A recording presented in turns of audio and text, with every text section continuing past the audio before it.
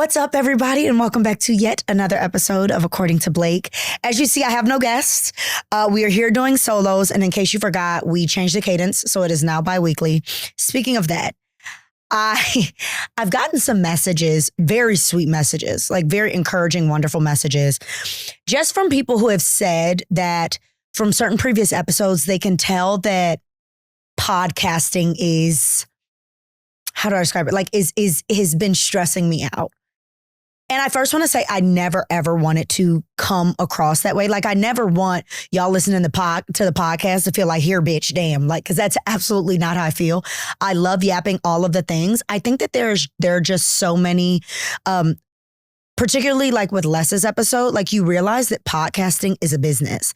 And I think that a lot of people do go into podcasting, use me as an example, kind of like, oh, this will be just like easy, fun, like, I gravely underestimate it, but I say all that to say I love doing this. I love talking to y'all. I love talking about topics. I love interviewing people. You guys know that. So I never want it to feel as if, oh, Blake doesn't like this. Like, as so long as y'all are rocking, we gonna keep rolling with this. Like, that is where I'm at with this. But I just want to tell you guys, thank you for sticking with me and loving it and all of the things. Of course, if it's a solo episode, that means that we are yapping about all of the things that are going on. Y'all, there is so much going on. Now, here's the thing. I know that I do make it a point, especially during solo episodes, to speak to what's going on politically. But I was like, you know what?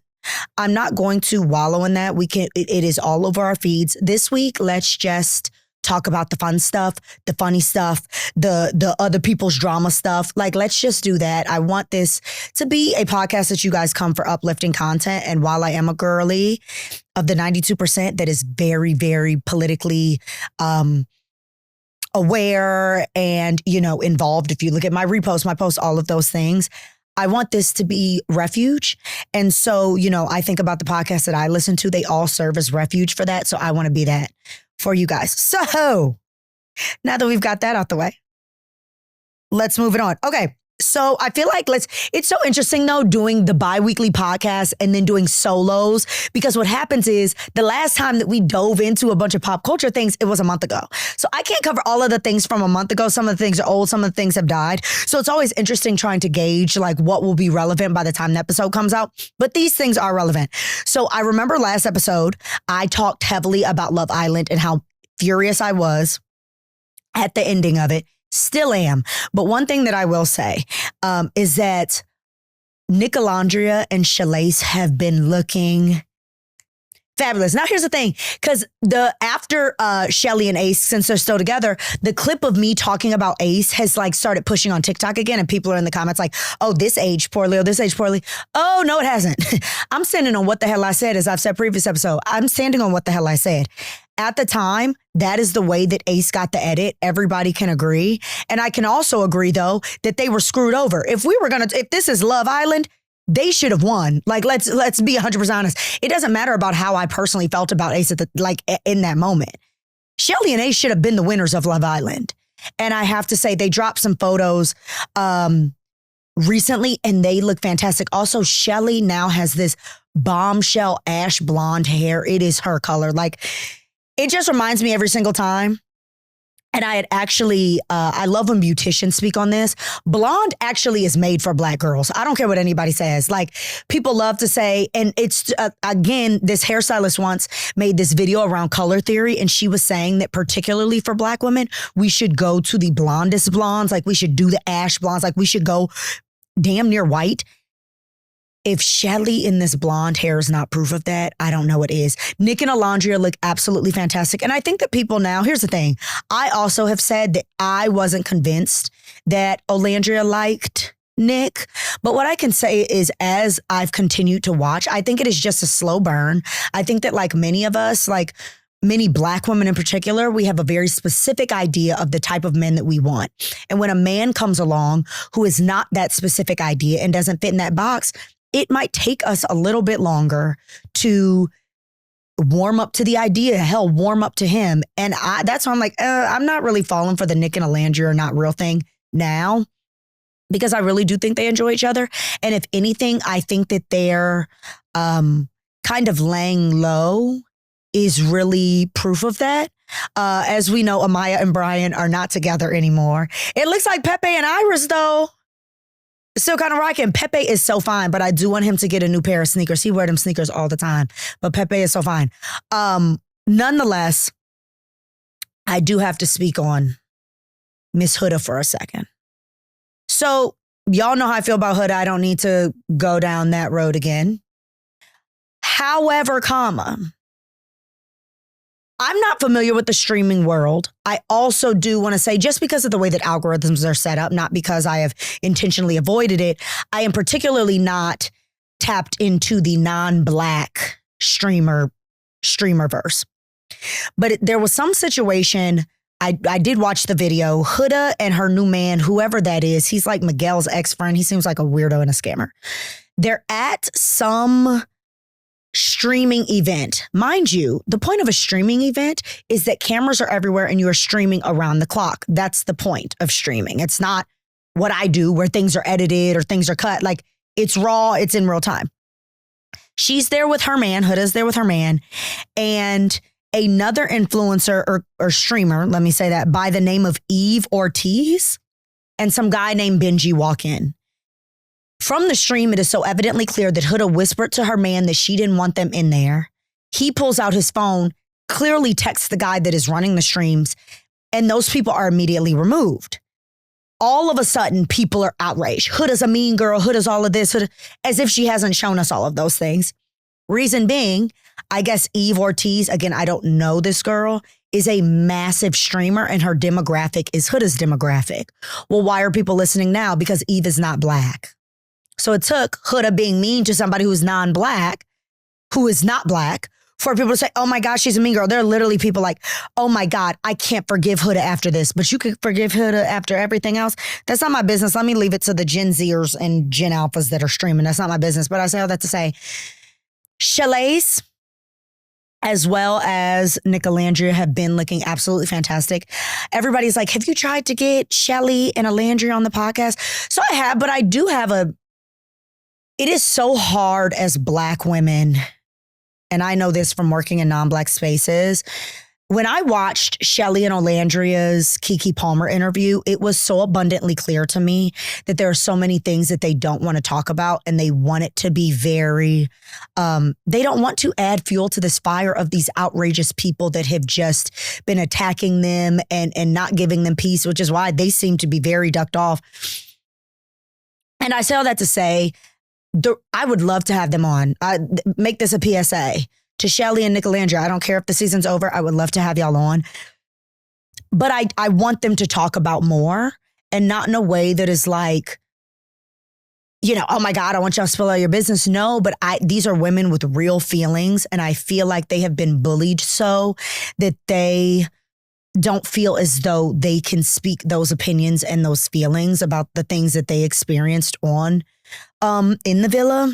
So I would love to have them on, but I got hard-hitting questions that I would love for the girlies to really answer. But nonetheless, I said before, when the first episode came out, I was like, I'm rocking with Alandria and Shelly to the end, and that hasn't changed.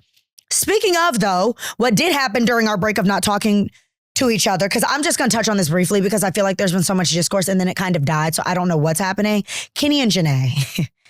I don't know what exactly has happened. One can deduce from everybody's post, everybody that would know what has happened, is that Kenny has said or co-signed racist things about Janae.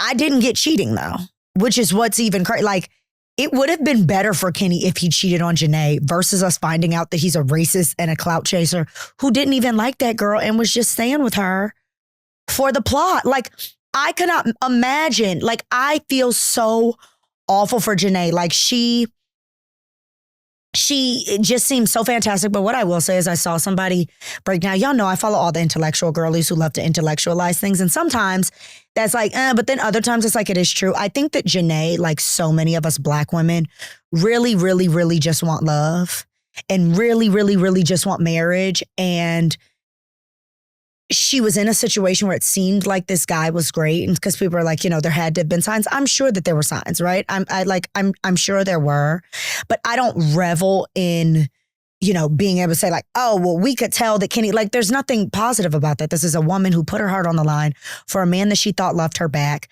that didn't. But I do think it is a lesson in like, I've been thinking about this a lot, and I'll actually talk about it. I'll talk about it more in convos with friends because it's something that I was actually talking to my parents about. But we are watching so many Black women who just want love and who deserve love, not just want it. Like, these women deserve love. But unfortunately, the ramifications of wanting love really bad sometimes is ending up with scammers. And Kenny's a scammer. Hell, the ramifications of women who don't really want love, they scammers regardless, but I can only imagine that those of us that really want love are targeted worse, which is why I stay away from the crazies. Anyway, moving on. Okay, so this is so exciting. So I had never heard of her before until this past weekend. Her name is Victoria Mboko. I pray that I am pronouncing that right. She is a Canadian tennis player who in one weekend, which went from 333rd, ranked 333rd, to completely winning the WTA title in the Canadian Open. Why is that a big deal? In order to do that, she had to beat out the greats. She had to beat Naomi Osaka. If I'm not mistaken, she beat Coco. I could be wrong. Don't quote me on that. And I don't want to misquote. But she came out of nowhere. She's 18 years old. She's a Congolese Canadian. And she made history. To my understanding, she is only the second person in 50 years to win the Canadian Open. And she is just fantastic. And it was so wonderful to see her like talk about, and we saw it with Coco and like the Williams sisters. It's so fantastic to see these Black athletes who look up to other Black athletes finally be able to play them. Like, they found old posts and things like that and old photos. And she's been a huge Naomi Osaka fan for so long. And so to watch her do that has been so fantastic. I found out through TikTok because, again, I'm not watching the Canadian Open, but now she is poised to compete in all of these big, big tournaments. And I'm not super well versed in tennis. I enjoy tennis. I really enjoy going to the US Open, partly for the tennis, partly for the experience. Usually I go with a brand and I'm sipping champagne as we watch tennis. But I really do enjoy it. And so I really do hope to see her eventually, in the US Open and things like that. But it's just been it's a feel good story. And if you guys haven't been able to, just search her name, particularly on TikTok, because there's all these new deep dives on her because she literally came out of nowhere. They were interviewing her parents and her mom, they were like, did you think that it was going to end up like that? And her mom said, I always knew my daughter was great. But if you could imagine that in one weekend, your daughter jumps from 333rd to I think she's somewhere in the 30s.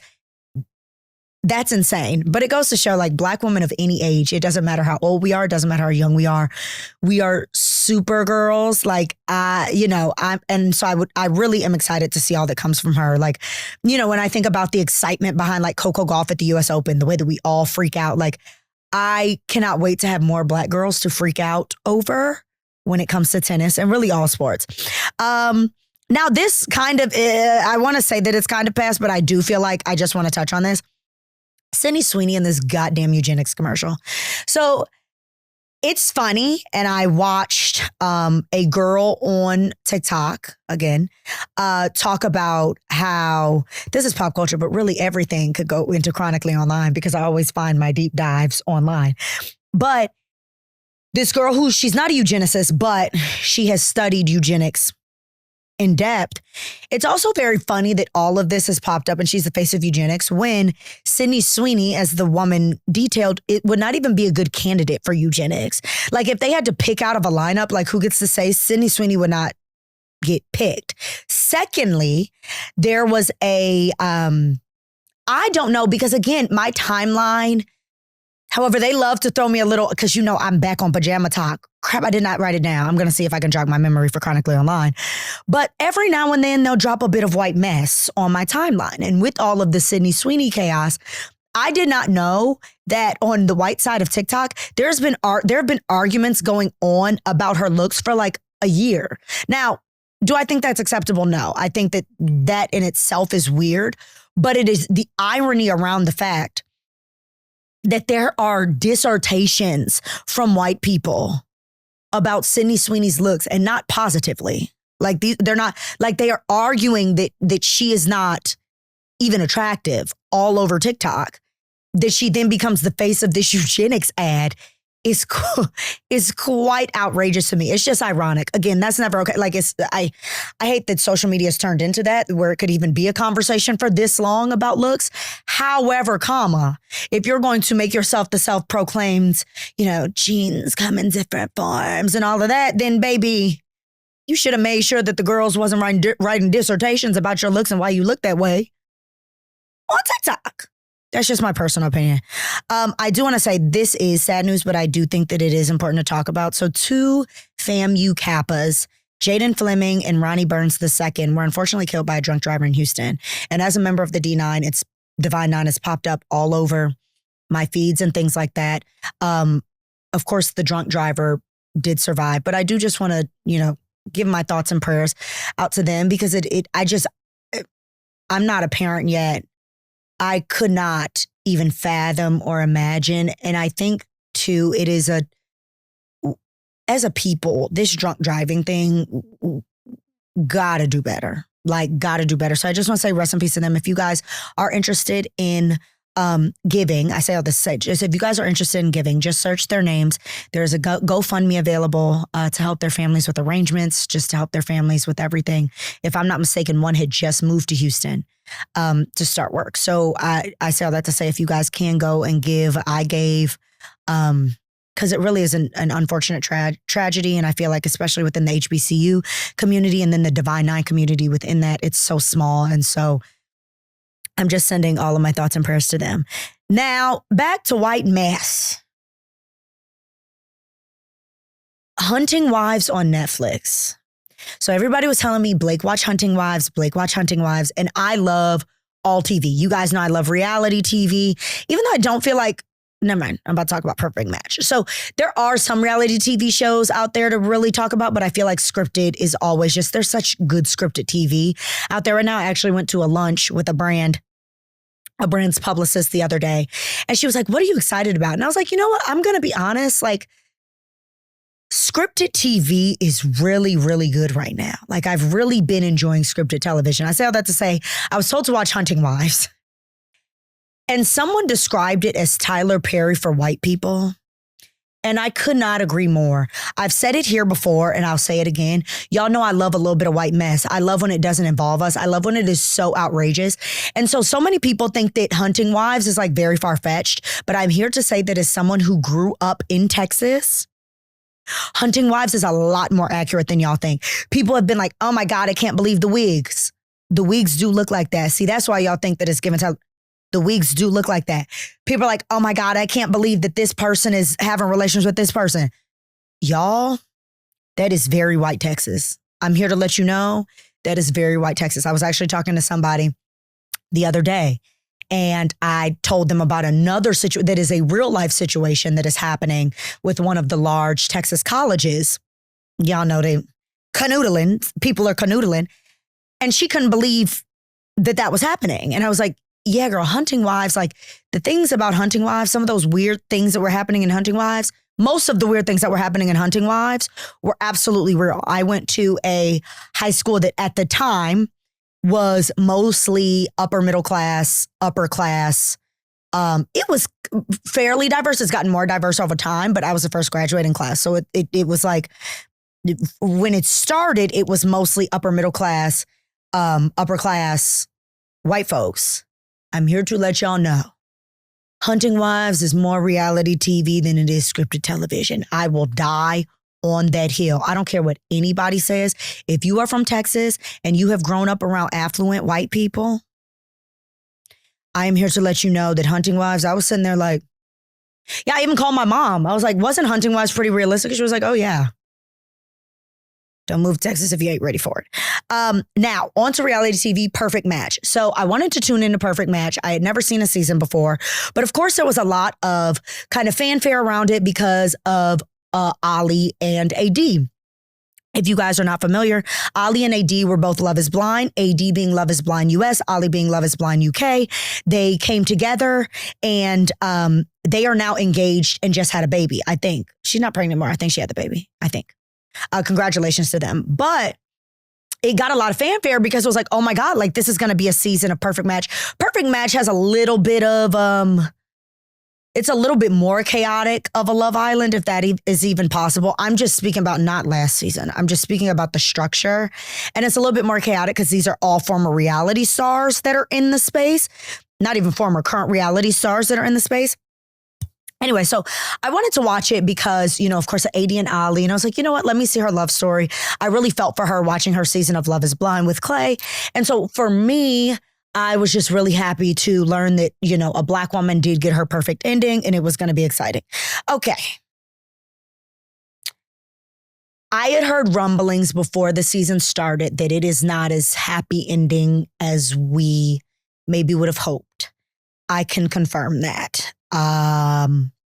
Can confirm it's not as sweet as I think we would have hoped for our girl AD. It is not.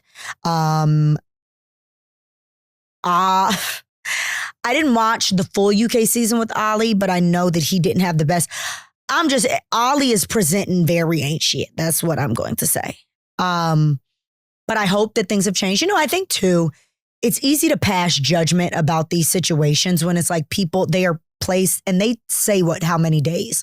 Unlike many other shows, they say like day 6, day something. Like they're expected to find love and commit for life within like 10 days. And, you know, the situation with AD and Ollie, yes, he's being ain't shit now, but I think they've known each other for, at this point, 7 days. So I do think that one thing that we have to think about before we do become so passionate or pass such judgment is that these people are really operating under conditions that are not real life. They don't have phones. They don't have access to the outside world. They're, you know, on the time of production, like they eat, sleep, breathe production, right? It's not like a Love is Blind where they get to go home for some hours and come back. Like they are around the clock all the time and it operates within this really, this vacuum, right? Where again, they're given 6 days to match and not expected to do it. So I don't want to pass such huge judgment because I think just as a woman and as a woman who I think that I'd be a great partner, if you threw me in a house though in 6 days and was like, now this man has to be the love of your life, would I absolutely not explore other connections? I actually can't guarantee that. But I will say that it does unfortunately appear as if AD is much more into Ollie. Like they had to separate because of a situation, like, because, you know, they throw curveballs. And AD is in hysterics at the fact that she has to leave Ollie. And baby Ollie bounced back 2 hours later like, I'm looking for the hoe. Like, I was just kind of like, oh. So again, I don't think that we can judge their entire love story. At this point, they have had to have known each other for more than a year. I don't think it's fair to judge their entire love story off of what happened within 6 days, 6 or 7 days. But if you guys are looking for like this warm, oh my God, I'm going to fall in love with them, the Serena and Cordell effect, or at the time, even though I heard they're back together. Did y'all hear that Molly May and Tommy Fury are back together? Or the Molly May and Tommy Fury effect? You know, when we just see these couples and we just fall in love with their love, Perfect Match is not going to give you that. But what I will, at least their story is not going to give you that. But what I will say, it's worth a watch. This is some chaos that I'm really enjoying. I'm being reminded of, you know, people from other shows that I completely forgotten about. So I say all that to say, if you guys are interested in a little bit of chaos, you guys should watch Perfect Match. You should watch Perfect Match. I'm just going to say it's cute, but don't go in there again. I don't know the next time we are going to watch a television screen and get the feels like we did for Serena and Cordell. Like, I don't know the next time that I will watch a show and just melt at the love of others. I know it's like, I don't know when that's coming, but it ain't been recently. Okay. Chronically Online. We got some things to cover. First, I thought that this was going to die, but we are going on what, like day 10, and yeah, by the time this comes out, we'll be going on day 10, maybe almost 2 weeks of Kendra, the crazy lady who fell in love with her psychiatrist. All you guys have to do, if you have not gone down this lore, even though I don't know where you have been if you guys have not fallen down this rabbit hole, all you need to do is search Kendra Psychiatrist. She is a woman. If you're wondering, yes, she is. Who is detailing and chronicling the story of falling in love with her psychiatrist. She basically is saying that he led her on. He made her spiral. He just, he was baiting her and then would pull back. Like he was like, it is the ways though in which she is describing it that have caused such chaos and outrage. Nothing she has detailed, and I mean not a single thing she has detailed. So why'd she start the series? She claims that she started the series to bring awareness to mental health professionals who prey on their vulnerable clients. And in it, she's detailing what she thinks is all of this proof that this man liked her. And if anything, it is quite proof of the opposite. Now, what I will say, if you are tapped into this, then I think most people can agree. And again, I am not a mental health professional, so I don't know how this goes. I don't know if he didn't want to trigger her. My common sense tells me that he absolutely should have dropped her as a client. And him not dropping her as a client is an issue when she began expressing such feelings and things like that. However, we don't even know if this woman is telling the full truth. For a minute, people didn't even believe that the psychiatrist was real. But you sleuths on TikTok, I thought I was an investigative journalist. Like, I thought I could find somebody. The things that y'all can do with the bare minimum information on TikTok, it should be studied. Like, I hope that most of y'all really do look into careers as private investigators and FBI detectives, because some of y'all have real skills. He is a real psychiatrist. He is, in fact, a real psychiatrist. She would get on live and accidentally slip up and say his first name, and that's how people found it. And because he is an Indian man, his name is not, to Americans, his name is not, it's not a common American name, so it made it more easier for them to find him. We'll get into the fact that he's not white in a minute. But she is basically detailing that he must have wanted her and all of these things. And it becomes increasingly, and I am not a mental health professional, but what I am is a Black woman who has had a front row seat to other women who are experiencing mania and psychosis. And I think that hers is two things. I think number one, yes, she is manic. And if you look at her this is my opinion. Again, I am not a mental health professional, and I do think it is dangerous to diagnose, but I also do want to say that I have been very cognizant to only consume or take seriously content and breakdowns that are done by other mental health professionals or those who have firsthand experiences being manic and experiencing psychosis. So she, where was I going with that? All right. So if you look, I was like, well, let me go to her old videos, right? She claims she is an ADHD coach, which I think that in itself is dangerous, that she has access to help people with certain, no. Nonetheless, if you look at her old videos, it is abundantly clear that she is acting totally different than she was in videos where I feel like she was not in a manic state. And I know that there's so much misconception just around mental health because people are like, well, she's talking slow. Okay, so like I think that you can't just qualify mania as talking fast. If that was the case, like I've been getting, the girl's been talking about me for years since I created a TikTok saying that I'm fidgety and I talk too fast. That has been the thing. So that is not a determinant, right, for somebody who is experiencing a manic episode. You can tell by the way her eyes look that it is different. Her voice, like the octave of her voice has almost changed, like as if she is creating a different persona, right? As if she is not there. And to make matters worse, her best friend is her AI ChatGPT named Henry. So people are saying this is AI psychosis. So what is worse is that, I have spoken out many a times before, and I'll say it again. There needs to be regulations on AI. What we are witnessing, not only, let's start with the fact that AI is ruining and ravaging Black communities, right?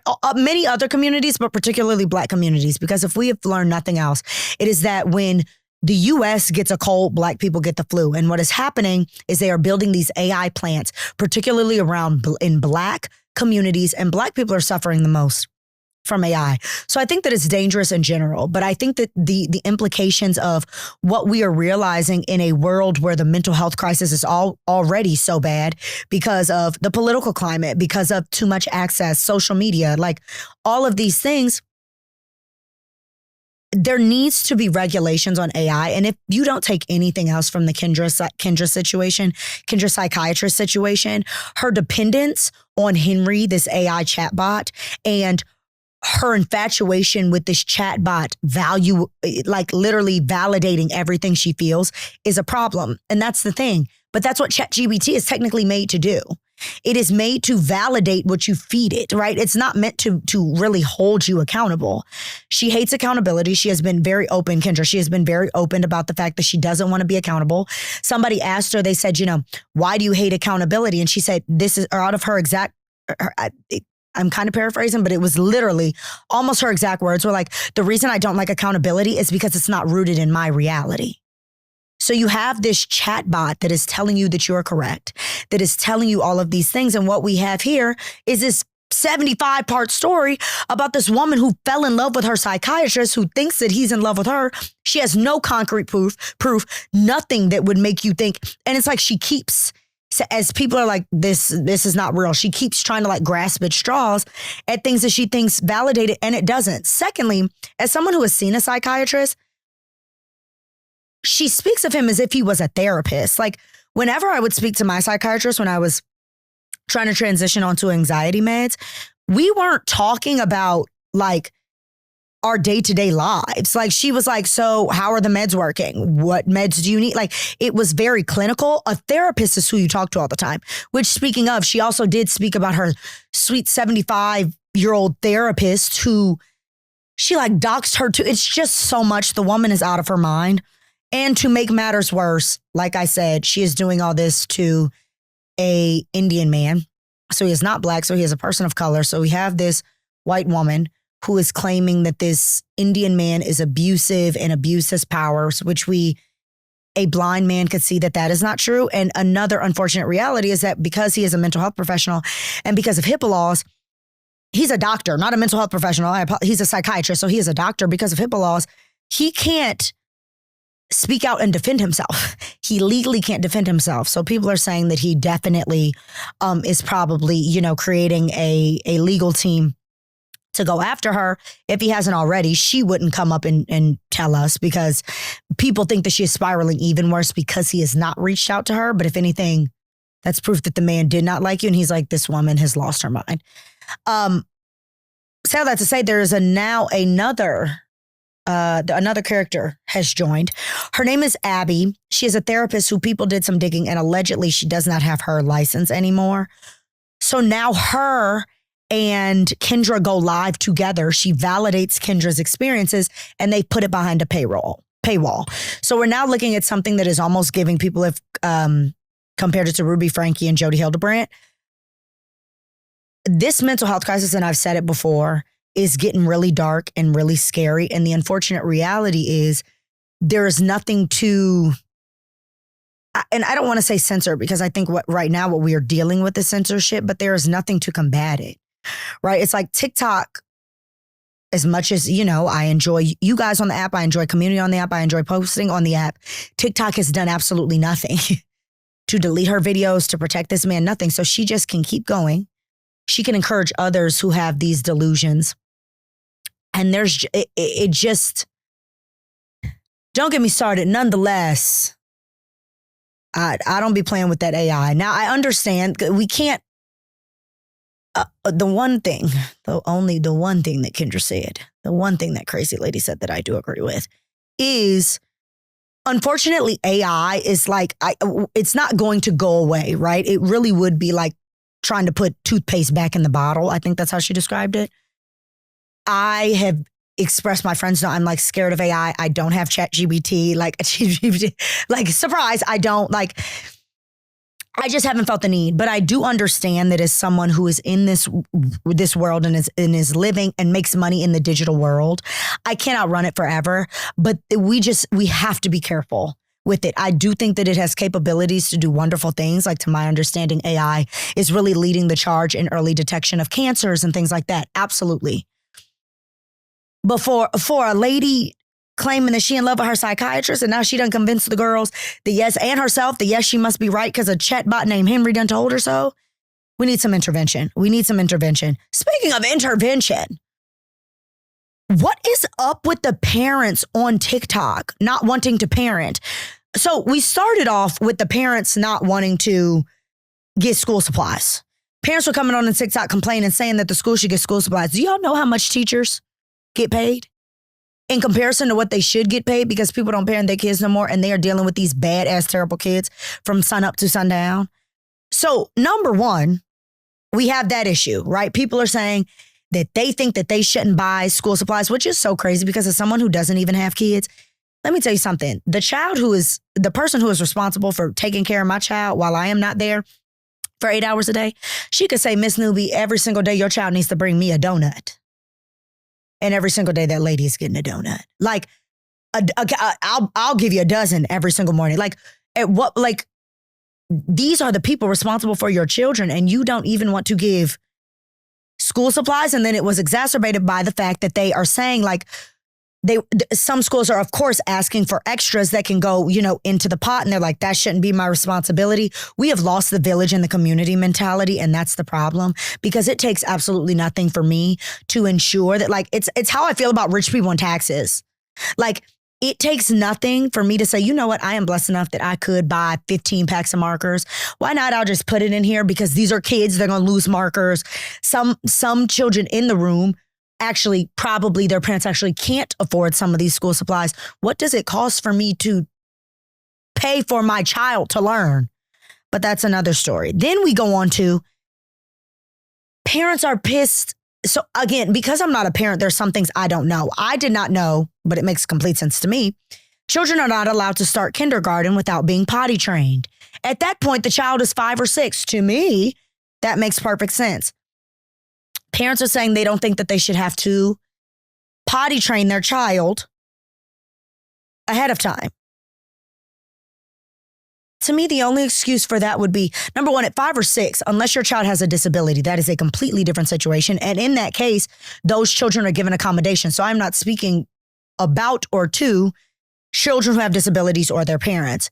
But for those who have fully able-bodied, able-minded children, you think that the school, on top of the fact that your baby is bad as hell, I now have to teach little Jason how to pee? Has everybody lost the plot? I see now why there is a teacher shortage, because you all play too much. And that rounds me out to the third point. A mother got on TikTok crying. Y'all, she was in hysterics, saying that they went to the open house before her kid, gets in there. And she was crying because she said the room wasn't cute enough. Somebody incredibly close to me works in education, and they told me that their children don't even know how to add on their fingers. They have 7 and 8-year-olds, third graders. I don't know what age that are. They have third graders that do not know how to add with fingers. And you want to worry about how a mat, if the teacher has a reading mat, which teachers have been coming out and showing are $300, you pay for it. Here's the thing. I am all for doing what I have to do to enhance the learning experience of my child. But I also am totally fine if I am going to pitch a fit and bitch about it, then I can I don't have no kids, I'm talking about shit, but I will be able to put my money where my mouth is. If I don't like the fact that my child's teacher doesn't have a reading mat, which again is the least of our worries, these children are illiterate and cannot count, then guess who is going to show up with or send, hey teacher, can you fill this Amazon cart with things you need for the classroom? Me and my husband would love to donate. We've lost the plot. And the thing is, I said this to my friends this weekend at brunch. I said, millennials are really bad parents. I'm a millennial. Millennials have proven to be really bad parents. I think that the pendulum swung from our parents and we have gone too much to the other side. And what is happening now is millennials are very bad parents. Now, here's the thing. I'm not saying all of y'all before y'all jump down my neck. I got nieces and nephews who are being parented brilliantly. They're smart, fantastic beings. Again, I'm not talking about everybody, but I think that if we're going to speak from a broad brush perspective, generationally, millennials are failing as parents. Really failing as parents. Really failing as parents. And we want everybody else to parent our children. And that is absolutely outrageous. One of the reasons I don't have kids, number one, because I'm not having no baby for just anybody. No. That's the closest I'm going to be to death. If you think that I'm just popping out any man's kid, that's a no. Well, that's number one, why I ain't got no kids. But secondly, I am very aware of the fact of what parenting entails.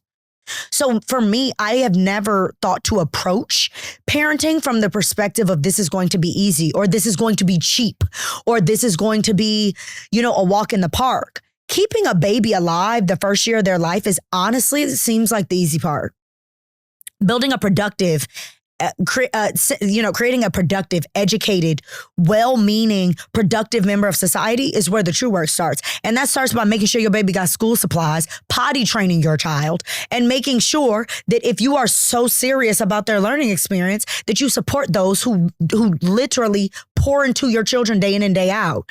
My heart goes out to teachers. My heart goes out to educators, because parents have lost the plot. And almost all of these parents that we are speaking about are millennials. Millennials, we must do better as parents. Must do better as parents. Because I'm so nervous about the kids that we are feeding into the world. If all of these things feel so good, you expect the teachers to raise your child, they're not paid enough. Maybe I could understand the argument if teachers were like the highest paid profession. If they were getting paid by like private equity partners, sure. Yo, look, you making 8 figures, the teacher's making 8 figures a year, sure. Maybe put it on her to potty train little Timmy, but they're not. I just, the plot's been lost, but if you guys want to see, just look it up on TikTok. Everybody's losing it. Speaking of TikTok, InStyle Magazine, I just have to give a shout out to InStyle Magazine. So I don't know if you guys are familiar with the creator, Mickey. She's so cute, super Gen Z, but she acts super Gen Z. Like, she doesn't come on my feed very often because she is very, very Gen Z. Like, she's very niched in Gen Z, but she's very funny. She's had tons and tons of viral videos that have popped up on my feed. Well, she did a TikTok series with InStyle Magazine. It's called The Intern, and she is so brilliant. Whoever it was, I assume I want to say that maybe InStyle Social reached out to her, maybe, or her agent pitched it to InStyle. Whoever did it, you're a genius. You deserve all of the coins. Just go to InStyle Magazines, or if you're having a hard trouble finding Mickey, because I don't know her last name. If you just go to InStyle's page, look at their highest watched video right now. I think it's at like 8 million views. It is such a good series, and so good to see. Like, you guys know, I'm an OG media girl. Like, it's so good to see media companies really leaning into the Gen Z thing, but doing it so right. Like, Mickey is the focal point. They didn't try to water her down. They didn't try this is the Mickey show, and it is so funny and so good. I think it's a 3-part series, but it's fantastic. You guys should watch it. Speaking of Gen Z things and things that Bama Rush is happening right now. Now, here's the thing. I want to say I have not been able to get in a Bama Rush, and I don't say that, I think I'm better than anybody. Not at all. I really have tried. I just think that it's too many things in too many places. Like, I would have to click across too many pages to kind of find it out. Whereas I would love it if everything was streamlined on one page. So if you guys know of any creators who streamline all the girls we need to follow, all of the events, and just put them on one page so I can just scroll through, that would be really helpful. Please send me, because I would love to get into it. Nonetheless, people are obsessed again with Bama Rush. And one of the forerunners, now one thing I am going to find out though, is where the drama is. One of the forerunners, who is Kylan Darnell's sister, she's like one of the girls that everybody's loving. Particularly, I'm seeing Black women defending her, which is really scary. And 2 years ago, there's a video of her screaming the N-word with a hard R out the window like 3 times. So I just want to let anybody know who was supporting that one Darnell sister, that's what you're supporting. Nonetheless, it is interesting. It's just so interesting to see, as you guys know, an HBCU grad and a member of the Divine Nine, how different it is. Like, if I would have walked into a Delta interest meeting and those girls were dressed up as flight attendants, smiling and giggling in our face, I'm going to be honest, wasn't shit funny when I was trying to become a Delta. One shit funny. So it is so funny to see these girls like, this is what I'm wearing all these colors.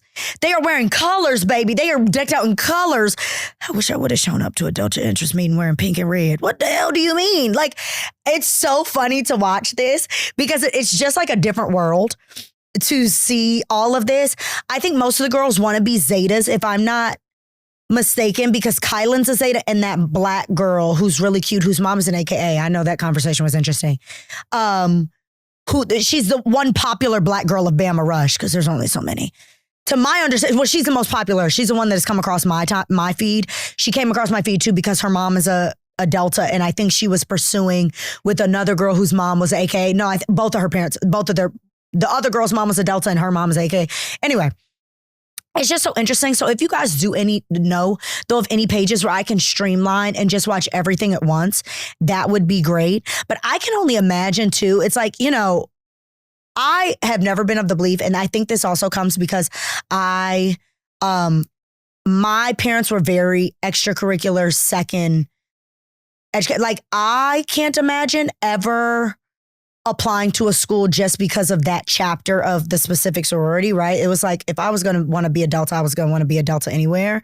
But I could only imagine, for example, it's like, I cross Alpha chapter, which to anybody who understands Divine Nine, like I'm sure that women do go to Howard. Like I want to be Alpha chapter, aka I want to be an Alpha chapter Delta. But when you hear about Alabama's enrollment rates spiking because of Bama Rush, like that is so crazy to me. Like, I don't know, that concept is crazy. Like going to a school so that you can be in a certain sorority is a really crazy concept to me. Like particularly that chapter is kind of crazy when there's so many other things at hand. And you guys know I love my chapter. I love Delta Down, like all of those things. But I think because I'm not a super Delta, maybe it's because I'm not a super Delta, and maybe it's because just the Divine Nine versus Panhellenic are two very different processes. I just can't imagine. But when I heard that the Bama Rush, these girls, their female enrollment has spiked just because of Bama Rush. It's a little crazy. Lastly, in terms of chronically online, there is a man named Vernon West. It's because I want all of us to just collectively go to his pages and continue to tell him how much we hate him. There's a man named Vernon West who assaulted a group of women, literally chucked tacos at them because they didn't want to speak to them. Speak to him. Mind you, all of them were married. It's on TikTok if you guys want to go see it. He's outrageous. He's scary looking. Number one, and I don't want the short man to think that I just constantly attack them. This won't be the first time I've talked about short man, but he's very short and he has a face that only a mother can love. And he is awful. Like it's really scary. Like his eyes are beady. It's all of these things. So I just encourage women to stay safe out there and carry some mace. Or a pew-pew if your state allows for such behaviors. Because like that guy said on TikTok, click, click, boom. I think that they were in Arizona. I'm letting y'all know it would have been click, click, boom. So anyway, if you guys want to go tell that POS what a POS is, hey, go do it. Okay, combos with friends. I'm having FOMO from not going to Martha's Vineyard this year. And I chose not to. And I was like, I don't want to go because I really want to rest. You guys know I have been traveling nonstop. I'm about to hit another travel run again. And I was like, I really want to sit still. I now have really bad FOMO and I should have gone to the Vineyard. Shout out to my girl, Erin Goldson, who threw her first event, the Vineyard Legacy. I remember when she was first thinking about this event and told me about it. And it was an absolute, it looked like it was a crowded, packed room. It was such a wonderful room, it looked like. So shout out to everybody who was there on the Vineyard. I will be there next year. Me and my friends are about to put a down payment on our house top of next month. Just want to let you know, Blake will be at the Vineyard. And then convos with friends, because I talked about this earlier with the Janae thing. So this was more of a convo with my parents. And I've been talking to my friends about it, about how as Black women, we are inherently already just protective of our hearts and protective of our beings. I think as Black women who have, so how this all started is me and my mom had a tiff and she was like, you have just become really rigid. Like you're really rigid and you're very like, yeah. And when we were discussing it while my dad was there, I made the comment because I told you guys, my best friend was like, Blake, you have to be softer. You have to be a doll. You're such a diva. Like you need to be a doll. And so I'm like, okay, fine. But I was talking to my parents and I was like, I think what happens is when you are single for so long, you live alone and you are fully self-sufficient, like fully financially autonomous, and you've been single for a certain amount of time, what happens is you just kind of, you do become more rigid and less willing to be nimble and be, all of those things. And I have noticed that in myself. I am much more strict. But I feel like it's interesting. Like in some ways I'm much more strict and in other ways I'm much more understanding of the nuances of life and the nuances of people. But on other hands, I'm like, if it is an interference to my peace or I feel like it doesn't make sense, I can be a little bit gruff and like, what? No, right? I can cut something off really quick. And so I just say all of that to say that I really pray softness over Black women because I think that what I have recently realized is how unsoft I am. And that's not just because of the not dating. I think that it is something that has happened. Like I said, I'm fully independent. I'm fully financially autonomous. I live alone, all of these things. And I'm a Black woman in this day and age. All of these things really can become the perfect storm for us to really not be soft. And so I say all that to say that my goal the rest of this year and just in general, not soft life, how we say it. Because if we look at it from the outside, I live the soft life, baby. I go on the vacays. I eat what I want. I live a great life. That's not the soft part, right? Soft is really like soft is really the internal. And so I really pray softness over Black women, including myself, because I actually think that as I become more successful, as I stay single all this time, as I become more successful financially, I'm swinging the opposite way. I really am swinging the opposite way in terms of softness. And I don't want that for me. I don't want that for any of us. We deserve softness and all of those things, whether we're in relationship or not, right? Like it's like softness of self, right? And it's interesting because it's like I told you guys, like this is the version of Blake that I love the most. I have never loved Blake so much. I think she's such a boss bitch. I think she stands on business. I think she's such a good friend, such a good daughter, all of these things. But Blake is a hard ass. And I would like to be maybe a little bit less of a hard ass while still maintaining those boundaries and knowing what I will and will not accept out of life, out of people, etc. So I hope that I can leave because I know most of you divas that are here, 92%ers like me. So I pray softness over you guys. I pray softness over me. I pray softness over all of us in a world that is really, really hard. So I love you guys. Thank you for rocking with me. Next episode, because you guys know we alternate. So next episode, we will have a guest. We also have some great guests coming up, some great founders coming up because we really have to talk about the state of Black brand ownership right now. So really excited. I love you guys. Thank you guys for rocking with me. And I hope today's episode was light and airy and fun and all of the things. All right. Bye.